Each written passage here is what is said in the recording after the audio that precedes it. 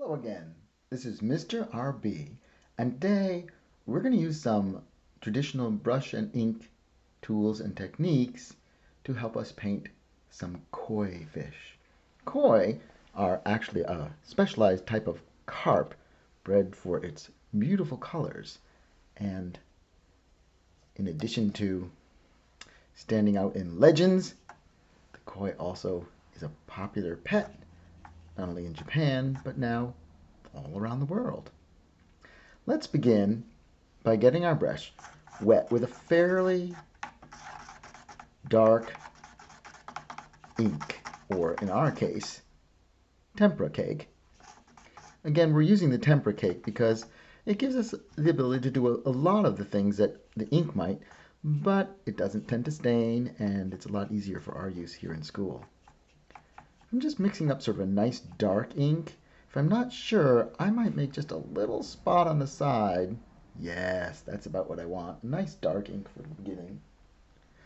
And I'm going to start with a line here, placing my brush down sideways, and then sort of pushing it along. And as I go, I'm going to lift up a little and give a little S-curve.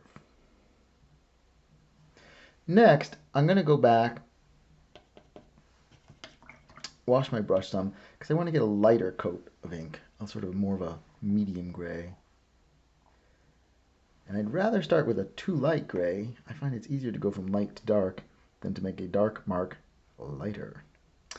I'm going to just broaden this. I'm painting I just did the back bone along the fish, or the back and side of the fish. I'm going to add more to the side with sort of more of a silvery gray. Hopefully. Oh, yes. Just getting a little tone in there. And I come here, and then I'm going to flip around and give him a little fishtail at the end. And that came out very light. I'm okay with that. If I want to make it a little darker, I can always try it one more time.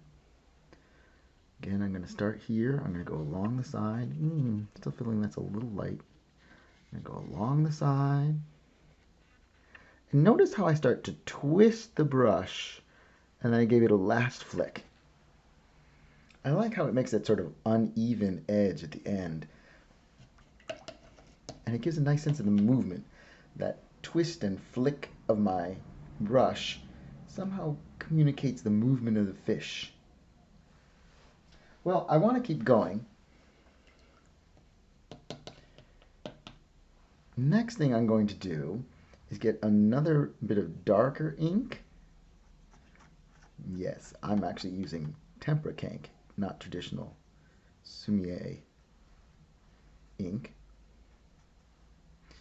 But I'm going to start going around where I would later expect the eye to be.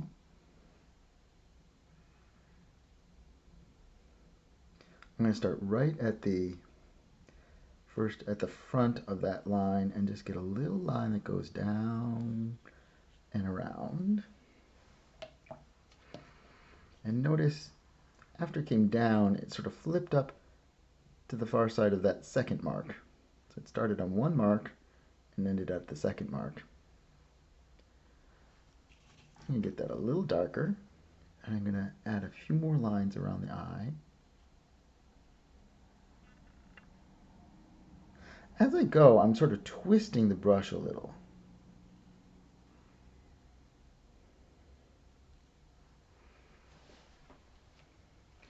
The twisting motion gives that nice sort of round, circly look that I'm after for sometimes. I want to get the nose of my fish now. I'm just going to add another mark down here. Again, notice as I went down, I sort of twist my brush to get that end. Looks almost like a wave, but we're going to make it the nose of the fish.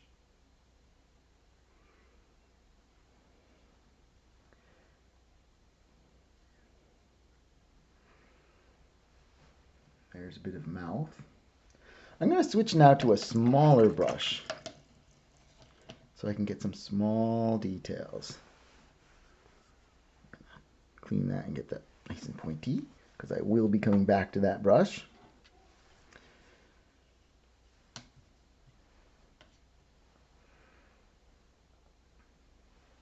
I'm going to get some darker color on here. And I want to get really close to the brush tip so that I can get good control. I'm just going to get a little bit of a round eye and sort of a V at the top of it.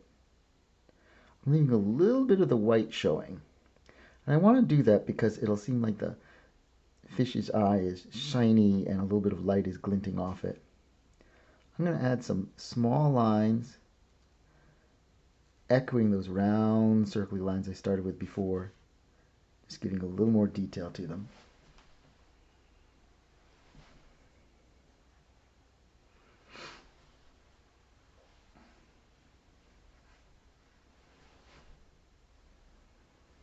I'm also going to add a few little lines over in the tail.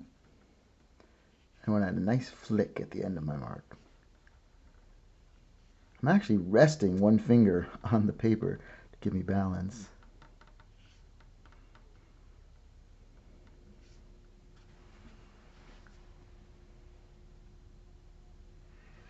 I'm going to switch back to that brigger brush because I want to get a little more of that silvery gray on the side of the fish. I want it to come down a little further. My water is still pretty light. I haven't painted that much this afternoon.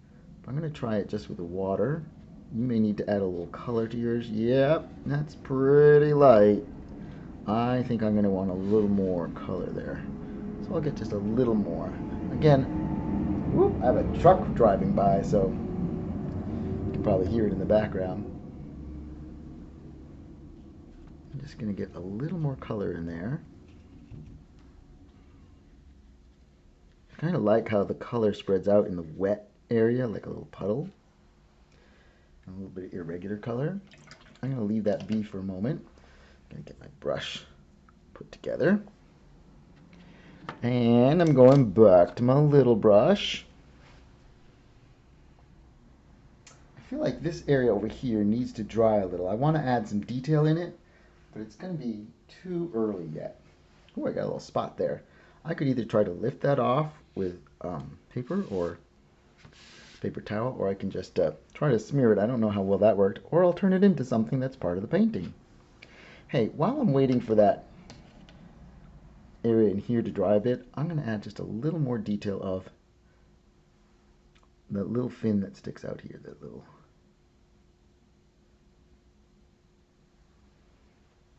And again, I went down using just the side of the brush a little, and then I twist my brush around to come back to make that little half oval sort of shape, or half lozenge shape.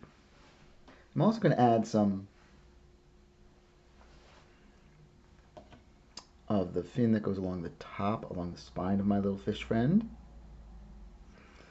I'm going to start with light. Oops, that's too dark. Ooh.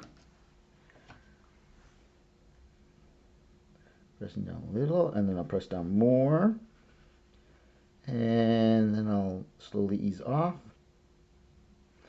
so that my fish has a nice fin, that top fin that starts small, gets taller, and then eventually gets smaller again. All right, let's take a look and see if I can get away yet with doing the detail. I want to add some scales to my little fish. I don't want to touch any of the wet areas, but I do want to get a little bit of, and they look like a backwards C or something like that. It's just a little curved mark. And as they go back on the fish, I want to make them smaller.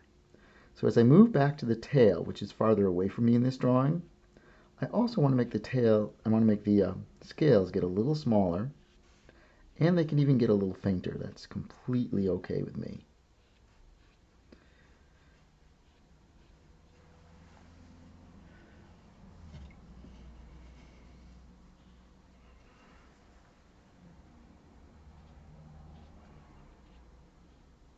I want them to get smaller so that they seem further away, which will help give an illusion of, a little more illusion of three-dimensional form and make my carp seem even more alive and in the moment.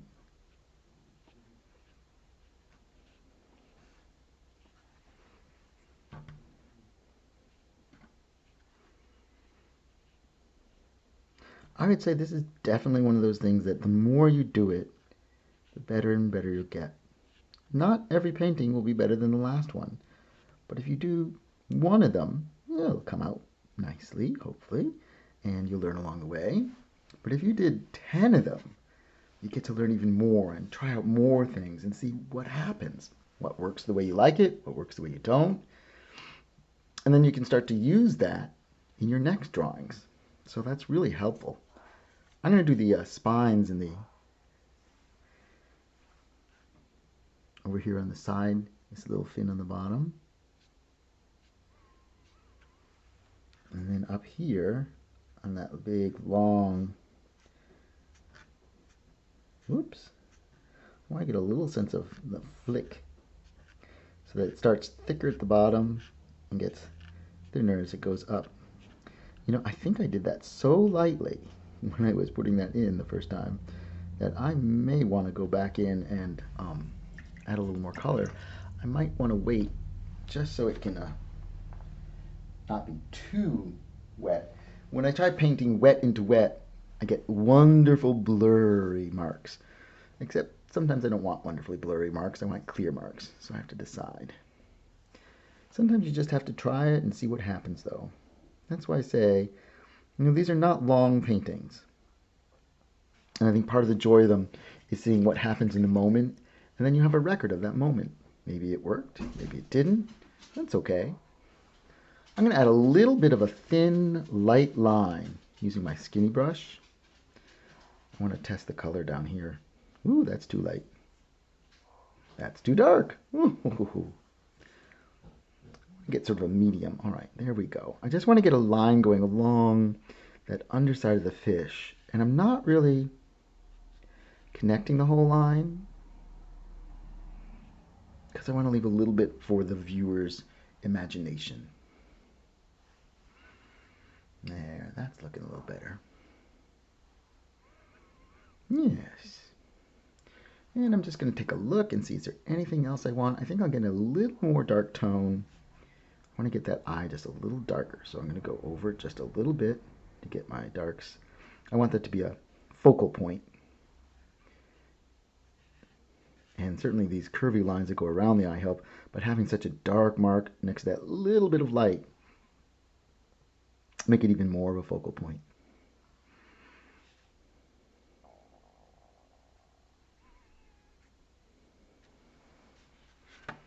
There. I think my fish is ready to swim. There you go. One carp ready to swim upstream and turn into a dragon.